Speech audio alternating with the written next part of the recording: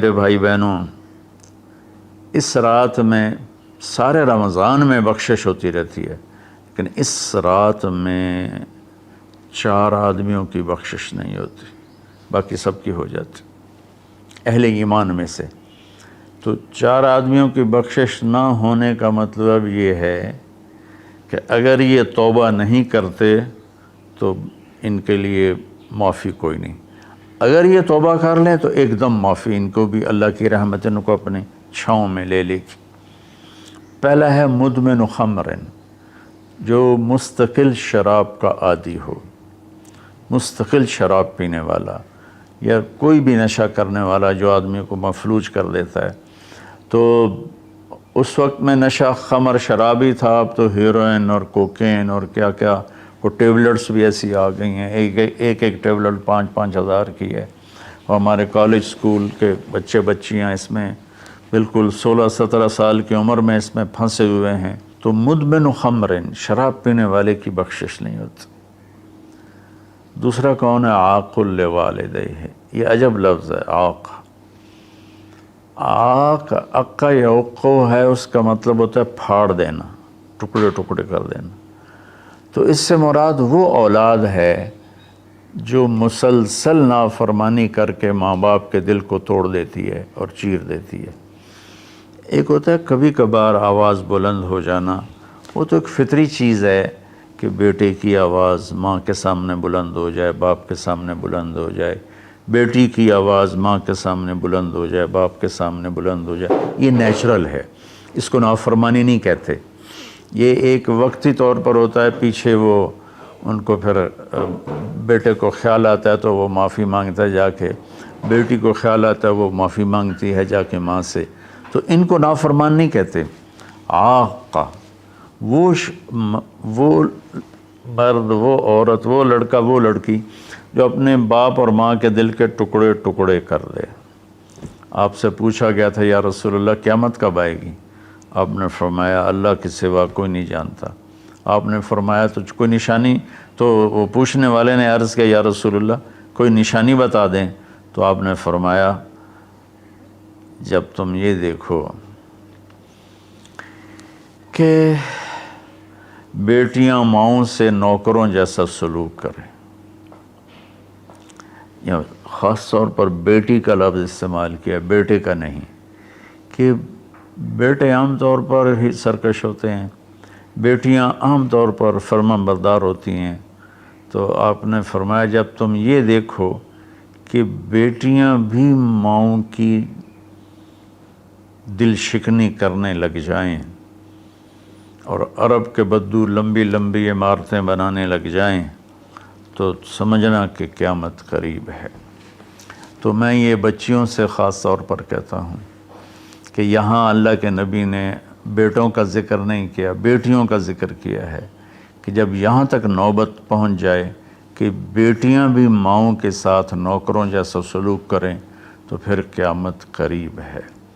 تو یہ بہت کامن ہو چکا ہے ہمارے گھروں میں، کیونکہ اس موبائل نے اور یہ کمپیوٹر نے، انٹرنیٹ نے ہماری ساری زندگی اس کے اندر کھپا دی ہے۔ ہمیں رشتوں کا لحاظ نہیں، رشتوں کی قدر نہیں، ایک دوسرے کے پاس ادب نہیں۔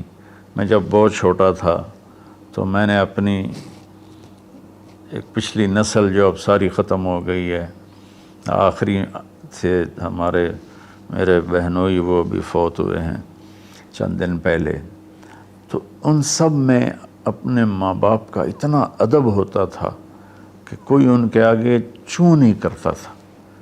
میں نے اپنے دادا کے بھائی کو دیکھا ہے، دادا کو میں نے بس ایسے حلیہ، ایسے کہ حیولہ سا ہے بھائی، یوں شکل تھی لیکن وہ یاد نہیں۔ دادا کے بھائی کو دیکھا ہے تو دادا کے بھائی کے جو بیٹے تھے نا، جب ڈیرے میں بیٹھتے تھے تو اپنے والد کے سامنے نہیں بیٹھتے تھے، پیٹھ کے پیچھے بیٹھتے تھے، حالانکہ دین کی کوئی خبر نہیں تھی۔ یہ اس وقت کی معاشرت تھی، مشرقی معاشرت۔ اب بھی آپ جائیں تھر میں تو ہندو عورتیں ہوں گی، جب گاڑی آئے گی تو ایک دم اپنا گھونگھٹ نیچے کر لیں گی، حالانکہ ہندو عورتیں۔ یہ تہذیب مشرق ہے۔ تو اسلام تو ویسے ہی عریانی فحاشی کی اجازت نہیں دیتا۔ تو ہماری تو مشرقی تہذیب بھی اس بات کی حامل ہے کہ عورت حیا کے پردے میں چھپی ہوتی، اور اللہ نے مجھے تاریخ پڑھنے کا بہت موقع دیا۔ دنیا میں یہ جو راجپوت قوم ہے یہ آرین ہے، تو جب ان کی یہ قبل مسیح آئے ہندوستان میں، عیسیٰ علیہ السلام کی آمد سے پہلے ہندوستان میں آئے، پھر یہ خونخوار تھے اور آپس میں لڑتے تھے، تو پورا ہندوستان چھوٹی چھوٹی ریاستوں میں بٹا ہوا تھا۔ کبھی کسی راجا نے 5-10 ریاستیں فتح کر لیں ورنہ یہ اس طرح تقسیم تھا۔ تو یہ دنیا کی واحد قوم ہے، جب انہیں یقین ہوتا تھا کہ ہمیں شکست ہو جائے گی تو وہ سب سے پہلے اپنی بیٹیوں کو، بیویوں کو، ماؤں کو قتل کر دیتے تھے کہ کوئی ہماری بیٹیوں کی عزت سے نہ کھیلے، ہماری بہنوں ماؤں کی عزت سے نہ کھیلے۔ پھر جا کر لڑتے تھے، اور عام طور پر جس کو شکست ہوتی تھی وہی ایسا کرتا تھا اور اپنی جان دے دیتے تھے۔ چھوٹا سا واقعہ سناتا ہوں کہ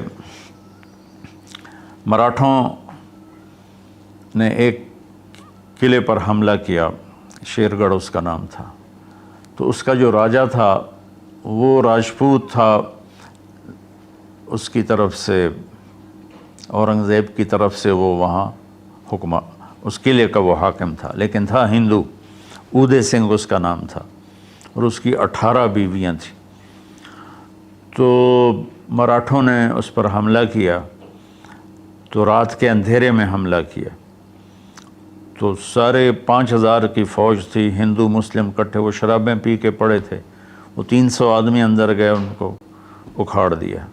تو اودے سنگھ کو جب پتہ چلا کہ میدان ہاتھ سے نکل گئے تو اس نے اپنی 18 بیویوں کا سر قلم کر دیا، اور پھر آ کے نیچے لڑا اور خود بھی مارا گیا۔ تو یہ ایک ثقافت تھی، تہذیب تھی۔ تو اب ہماری ساری وہ اختلط الحابل بالنابل، اچھا پانی اور گند گٹر کا پانی آپس میں مل گئے ہیں۔ تو ہماری تو آپ نے تہذیب دیکھنی ہو تو آپ یہ ادھر جا کر سندھ میں دیکھ لیں کس طرح عورتیں اپنے گھونگھٹ میں رہتی ہیں۔ تو میرے بیٹوں بیٹیوں، حیا بہت بڑی چیز ہے، بہت بڑی دولت ہے۔ چونکہ ہم قرآن نہیں پڑھے، اللہ کے نبی کو نہیں پڑھا، تو مختلف قسم کی چیزوں سے ہم متاثر ہو کر اپنا وجود بھی گم کر بیٹھے ہیں اور اپنی تہذیب بھی مار بیٹھے ہیں۔ تو دوسرا شخص جس کی بخشش نہیں، وہ ہے جو ماں باپ کے دل کو ٹکڑے ٹکڑے کر دیتا ہے۔ تیسرا ہے قاطع رحم، جو رشتوں کی پرواہ نہیں کرتا، رشتوں کو توڑتا ہے، بدتمیزی کرتا ہے، گالی گلوچ کرتا ہے، اور کبھی بھائی سے لڑتا ہے، کبھی ماں سے لڑتا ہے، کبھی باپ سے، کبھی چچا سے، کبھی تایا سے۔ ماں اور باپ سے جتنے رشتے بنتے ہیں نا، وہ ذوی الارحام کہلاتے ہیں۔ تو جو اپنے رشتوں کی قدر نہیں کرتا اور ان کو ذلیل کرتا ہے تو اس کی بھی بخشش نہیں ہوتی۔ چوتھا ہے الشاحن۔ شاحن کہتے ہیں جو دل میں بغض رکھے کسی کے لیے، دل میں کینہ رکھے کسی کے لیے، تو اس کی بھی بخشش نہیں ہوتی۔ تو دیکھو، میں سب کے سامنے ہاتھ جوڑتا ہوں، اگر کوئی شراب کا عادی ہے توبہ کر لے، ابھی 21 کی رات نہیں آئی۔ اگر کوئی ماں باپ کو ناراض کر کے بیٹھا ہے تو ان کے پاؤں پکڑ کے راضی کر لے۔ کوئی رشتہ داروں سے لڑائیاں کرتا پھر رہا ہے تو صلح کر لے۔ کوئی کسی کے بارے میں دل میں کینہ رکھتا ہے، بغض رکھتا ہے، تو اپنے دل کو صاف کر لے۔ ان چاروں میں یہ آخری چیز بہت زیادہ پھیلی ہوئی ہے کہ ہمارے دل نفرتوں سے بھرے ہوئے ہیں۔ تو میرے بھائی بہنوں، اس رات میں اللہ تبارک و تعالیٰ سب کی بخشش فرما دیتا ہے سوائے ان 4 آدمیوں کی، اور یہ بھی اگر توبہ کر لیں تو ان کی ساتھ ہی بخشش ہو جاتی ہے۔ تو اس میں ہمیں 21 کو بھی جاگنا چاہیے، 23 کو بھی، 25 کو بھی، 27 کو بھی، 29 کو بھی، کہ 5 راتیں، کوئی ایک رات تو ضرور ہوگی باقی اصل علم تو میرے اللہ کے پاس ہے۔ تو اپنے دل کو بھائی بہنوں صاف کرو، اور اس ایک رات میں 83 سال کا ثواب لے لو۔ اللہ تعالیٰ مجھے آپ کو عمل کی توفیق بخشے۔ السلام علیکم۔